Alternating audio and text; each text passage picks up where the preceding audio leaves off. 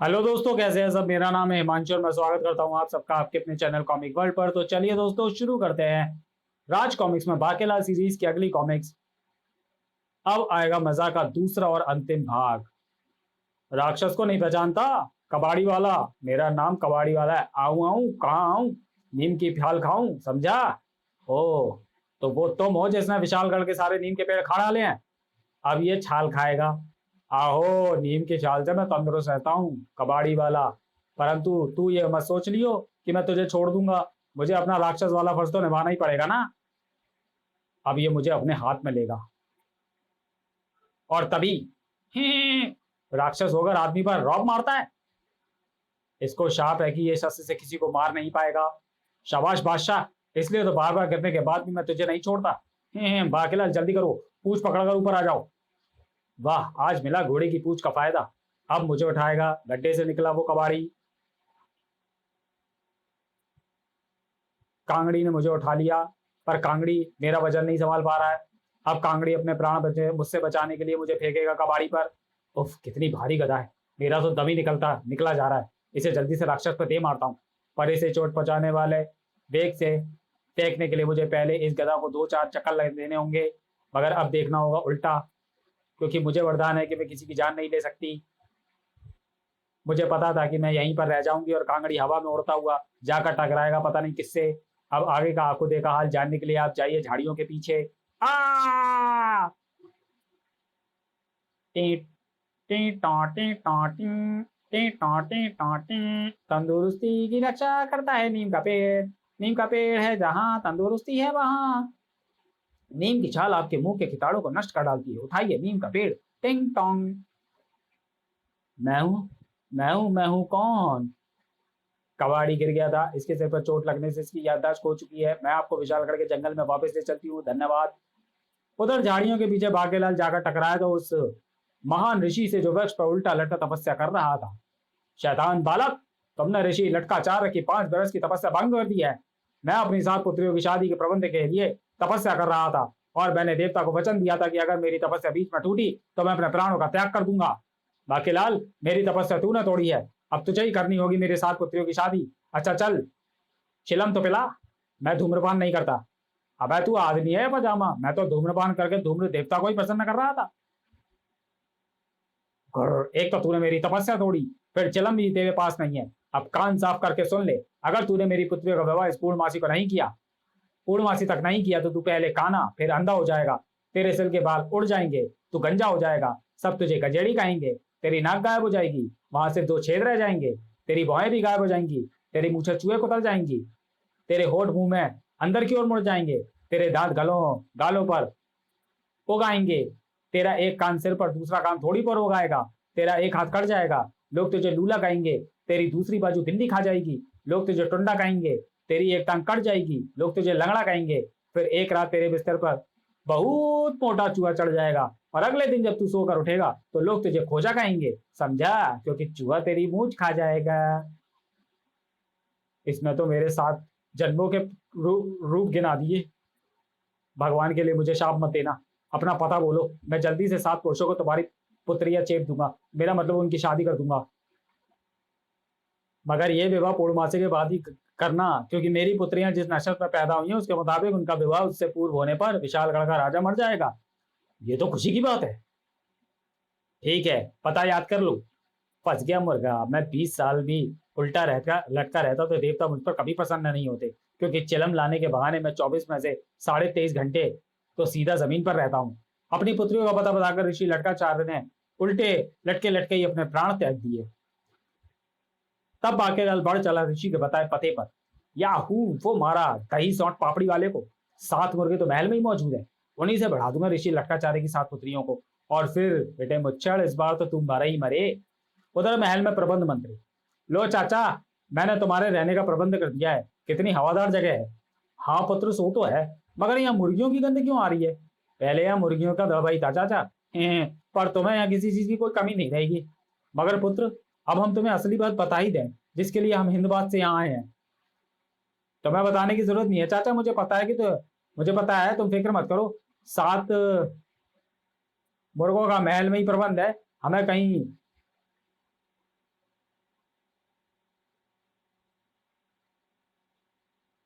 हमें कहीं बाहर नहीं जाना पड़ेगा, तुम शादी की तैयारी शुरू कर दो, मैं तुम्हारी पुत्री को उनसे भिड़वा दूंगा, उसके बाद तुम्हारे जाने का भी सारा प्रबंध कर दूंगा। वो बेटा, अब तो सारी तैयारियां भी तुम्हें ही करनी होंगी। और हाँ पुत्र, हमारे जाने की चिंता तुम मत करना। जब तू गोद में था तब देखा था तुझे, आज बरसों बाद तुझे देखा है, अब बरसों तक देखने की तमन्ना है। पुत्री 21 से 27, तुम वहां क्या देख रही हो? माता श्री, उधर एक उल्लू पेड़ पर बैठा है। उल्लू? बेटा घोंचू, तुम तो यहाँ हो राज उद्यान में, दूसरा उल्लू कहाँ से आ गया? अरे ये तो महाराज हैं, अपने सालों को वृक्ष से आम तोड़ तोड़ कर दे रहे हैं। और चाचा यही तो हैं लड़के। जीजा जीजा जी, वो वाला, वो ऊपर वाला जहां आपका हाथ नहीं पहुंच रहा। जीजा जी, उस पतली वाली डाल पर चक्कर तोड़ लीजिए जो कबूतर के बैठने से लचक रही थी। आप भी कितना डरते हैं। बेटे जीजे, चढ़ तो तू गया, अब देखता हूँ कि बिना सीढ़ी के उतरेगा कैसे। ये कौआ पागल है क्या? टोंगी नहीं मार रहा जीजे को। ये है, आम तो मैं स्वर्णलता के लिए रखूंगा, इसे मैं अपने पजामे की जेब में रख लूं। मामा, मैं तोड़ दूं आम गुलेल मारकर? जीजा जी, पजामे की जेब तो सिलवाली होती, आम पजामे से निकलकर मेरे हाथ में आ गया। अबे रहने दे, तू सच में आम तोड़ देगा, ला गुलेल मुझे दे, मैं टांग पर ही चलाऊंगा।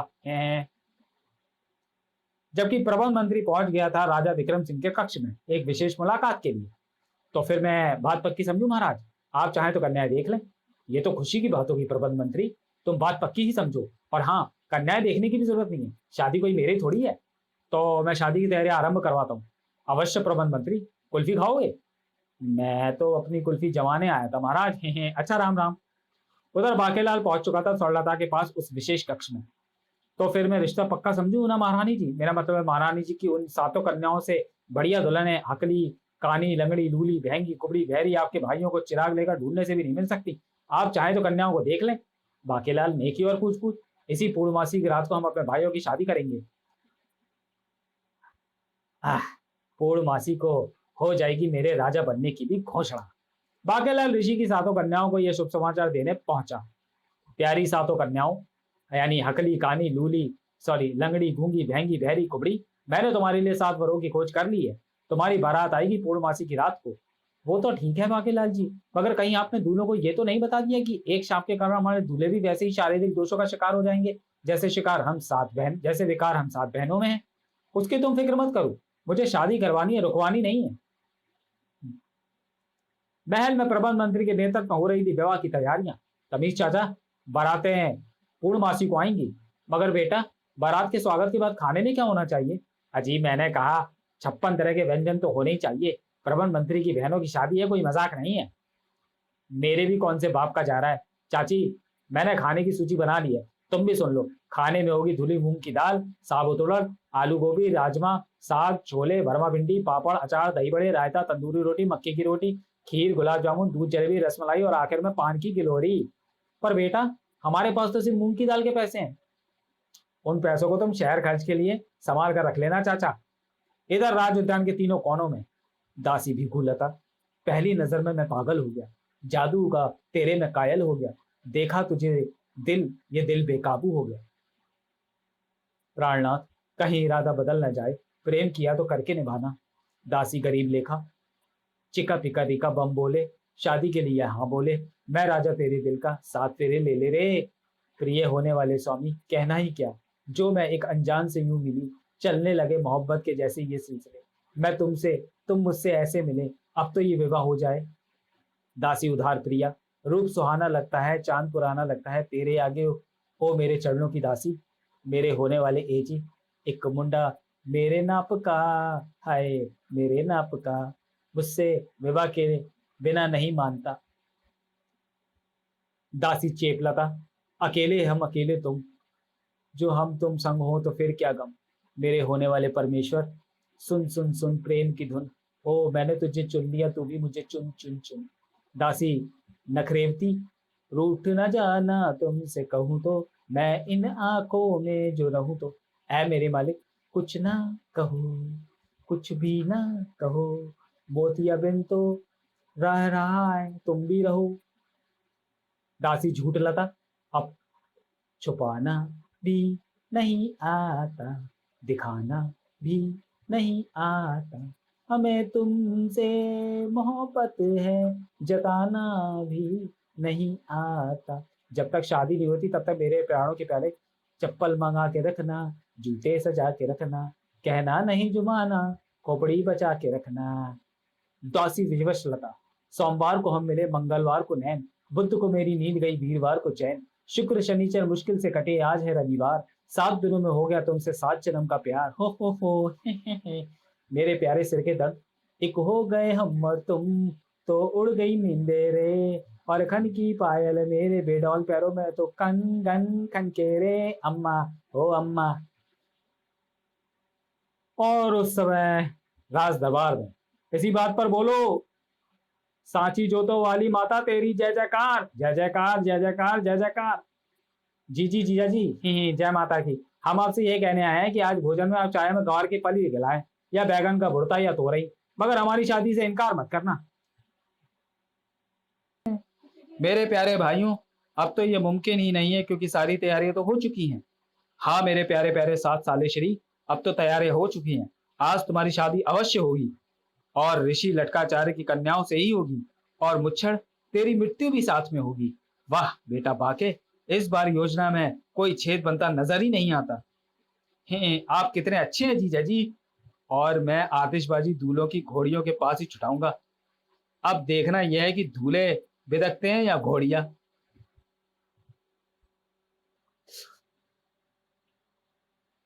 जी जी जीजा जी, जय माता की। हम आपसे ये कहने आए कि आज भोजन में आप चाहे हमें गंवार की फली खिलाएं, या बैगन का भुर्ता, या तोरई, मगर हमारी शादी से इनकार मत करना। मेरे प्यारे भाइयों, अब तो ये मुमकिन ही नहीं है, क्योंकि सारी तैयारियां तो हो चुकी हैं। हाँ मेरे प्यारे प्यारे 7 साले श्री, अब तो तैयारियां हो चुकी हैं। आज तुम्हारी शादी अवश्य होगी, और ऋषि लटकाचार्य की कन्याओं से ही होगी, और मुच्छर तेरी मृत्यु भी साथ में होगी। वाह बेटा बाके, इस बार योजना में कोई छेद बनता नजर नहीं आता। आप कितने अच्छे हैं जीजा जी। और मैं आतिशबाजी दूल्हे की घोड़ियों के पास ही चढ़ाऊंगा। अब देखना यह है कि दूल्हे बिदकते हैं या घोड़ियां। चली 7 दूल्हों की बारात, ले जाएंगे दिल वाले दुल्हनिया ले जाएंगे। मैं बारात की आरती उतार लूं। ओम जय जगदीश हरे, 7 और हंसते हंसते मरे, पत्नी भक्त जनों के संकट कोई माई का लाल न हार सके। बोलो ओम जय जगदीश हरे। नीले पीले, काश पिताश्री व माताश्री व मदमास के लेना गए होते, तो वो भी हमारी शादी देखते। उन्हें वैसे भी कौन सा दिखता है, जब वे लौटेंगे तो बाजे बजवा देंगे और कह देंगे कि शादी हो रही है, फिर आशीर्वाद ले लेंगे। मगर घोड़ियों को दुल्हनों के घर की ओर बढ़ाया क्यों नहीं जा रहा? नाचने वाले आगे से हटे तो घोड़ियां आगे बढ़े। हद हो गई, शादी हमारी हो रही है और ये खामखा नाच रहे हैं। बताओ इन्हें नाच कर कौन सा मुरब्बा मिलने वाला है? मुच्छड़ तेरी अर्थी भी ऐसी धूमधाम से निकलेगी, मेरी प्रसन्नता का कोई ठिकाना नहीं है। ठीक से नाचो ना बाकेलाल चाचा, ऐसा लग रहा है जैसे कोई डाल पर लटका लटका इकलौता पत्ता हिल रहा है। हाँ हाँ, हम दूल्हे वाले हों, हम दूल्हे वाले दुल्हन की अम्मा को हम क्या जाने। इसी बात पर मुझे छोड़कर बोलो पागलों की बारात जिंदाबाद। आज मेरे 7 सालों की शादी है भाई, टेंग डोंग लकाल का। अब छुटाता हूं आतिशबाजी। तभी चौंक उठा बाकेलाल। अरे ये सातों की बारात महल के अंदर ही इधर उधर कहाँ जा रही है? महारानी जी, ऋषि लटकराचार्य की लड़कियां, मेरा मतलब लड़कियां, लकड़ियां, मेरा मतलब लड़कियां तो नगर की सीमा पर रहती हैं। महाराज ये बारात गलत रास्ते पर जा रही है, बारात रोको। क्या? मगर उनका रास्ता तो ठीक है, उधरी तो ठहरी हुई है प्रधानमंत्री के चाचा चाची की 7 पुत्रियां, 21 से 27, जिनसे मेरे 7 सालों का विवाह होने वाला है। क्या? मगर महाराज पागलों की टोली को तो ऋषि लटकाचार्य के घर जाना है। किस माई के बारातें वही जाएंगी बाकेलाल, क्योंकि हमने तुम्हें वचन दिया है। किस माई के लाल में हिम्मत है जो बारातें 21 से 27 के द्वार पर ना जाने दे? भाइयों मामला कुछ गड़बड़ लग रहा है। बारातें वहां नहीं जा रही जहां हमारी प्राणों की प्यारियां, मेरा मतलब हमारी प्राण प्यारियां मौजूद हैं। तो फिर भगाओ घोड़ियों को नगर के मंदिर की ओर। चल मेरे घोड़े, टिक टिक टिक, मेरी भी टिक टिक टिक। इधर प्रभा मंत्री जब चौका, जब बारात कन्याओं के द्वार पर आ पहुंची। बारात तो तुम ले आए बेटा घोंचू, मगर दूल्हे कहाँ हैं? आए दूल्हे तो बहुत पीछे छूट गए। मैं कहती हूँ बारात हकली बहंगी कुबड़ी के द्वार पर जाएगी, क्योंकि बाकेलाल ऐसा चाहता है। मैं भी तो अपने सालों का भला चाहता हूँ। बारात 21 से 27 के घर ही जाएगी। उफ, देर हो गई तो विक्रम सिंह की मृत्यु का शुभ मुहूर्त निकल जाएगा। उधर मंदिर में पहली जोड़ी की शादी हो गई, अब दूसरी मैदान में आ जाए, ओम मंगलम विष्णु। दूसरी जोड़ी की शादी हो गई, अब तीसरी जोड़ी आ जाए, ओम बुद्धम विष्णु। इधर मची थी धूमधाम। बारात 21 से 27 के घर जाएगी, वरना मैं बवाल खड़ा कर दूंगा। आह, बारात ऋषि कन्याओं के घर जाएगी। महाराज लड़ाई बड़ाई माफ करें। उफ, मेरी सारी योजना पर पानी फिर जाएगा। मेरा मतलब है महाराज दूल्हे तो भाग गए। और तभी जीजा जी जी जी जी हमें हमारी शादी मुबारक हो। भेड़ा गर्क, ये तो हमारे महल की दासियां हैं। महारानी जी जुबान संभाल कर बात करें, हम आपकी भाभियां हैं। तभी वहां प्रवेश किया राजगुरु ने। अरे राजगुरु, हम तो आपको बुलाना ही भूल गए थे, अच्छा हुआ जो आप आ गए। खराब नक्षत्रों के टलने के साथ बहुत बड़ा संकट भी टल गया महाराज। अगर ये शादी आपकी मौजूदगी में संपन्न होती तो आपकी तुरंत मृत्यु हो जाती। ऐसा मैं नहीं, नक्षत्र कह रहे हैं। क्या मैं विधवा होने से बच गई? मेरे प्यारे बाकेलाल, अगर तुम मेरे सालों की शादी ऋषि कन्याओं से करने की जिद ना करते तो ये शादियां चाहे कहीं भी होती, पर मेरी मौजूदगी में ही होती, और तब मेरी मृत्यु निश्चित थी। तुमने एक बार फिर मेरे प्राण बचा लिए। हाय रे झूठी किस्मत, एक बार फिर धज्जी उड़ गई मेरी योजना। मगर बाकीलाल, तुम्हें सातों की शादी का विचार अचानक क्यों सूझा? उसमें अवश्य कोई भेद है। जी हाँ महाराज, मुझे शंकर भगवान ने ही उन खराब नक्षत्रों के विषय में बताया था, और यह भी बताया था कि अगर इस बात का समय से पहले आपको पता लग गया तो भी आपकी मृत्यु निश्चित है। इसलिए मैंने ये चक्कर चलाया था। मगर ऋषि कन्याओं की शादी अब मुझे कहीं और करनी होगी, ताकि ऋषि लटकाचार्य के चाप से मैं खोजा ना बन जाऊं। इसी बात पर रात भर बोलते रहो, कच्चा पापड़ पक्का पापड़। मैं जाता हूँ सोने। शुभ विवाह।